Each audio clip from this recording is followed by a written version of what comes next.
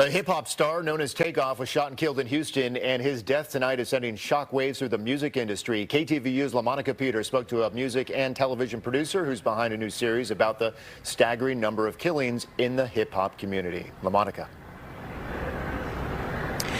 P. Frank Williams grew up in Oakland's East Bay, and he says after decades of working in the music and television industry, artists today have a target on their backs, and it's directly related to the rise of social media.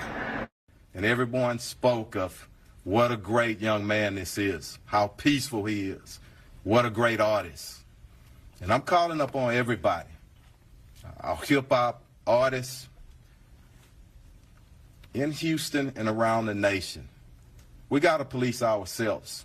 Rapper Takeoff, whose real name is Kershnik Kari Ball, was one-third of the rap supergroup Migos.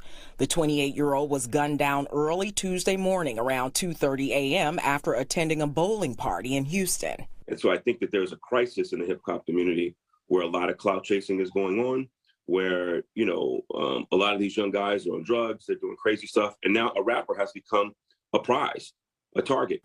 P. Frank Williams. Born and raised in Oakland's East Bay, P. Frank Williams is an Emmy and 8-time NAACP award-winning executive producer and showrunner. He's worked with some of hip-hop's biggest artists, produced TV shows and award ceremonies, and was a staff writer for the LA Times. Pop Smoke. King Von, Magnolia Shorty was gunned down yesterday. As of 2022, there's been a staggering number of rappers who've been murdered.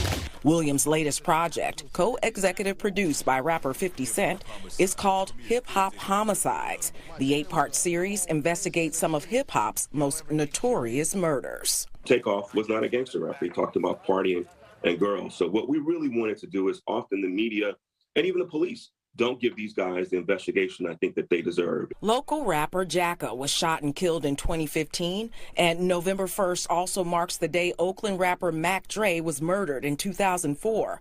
Williams says now it's mainly due to social media beefs or arguments. We never even heard back in the day of internet beef, where you're beefing on the internet, and that beefing on the internet can now turn to death. At least one rapper has been shot and killed each year since 2018. Hip Hop Homicides will air Thursday, November 3rd on WeTV. LaMonica Peters, KTVU, Fox 2 News.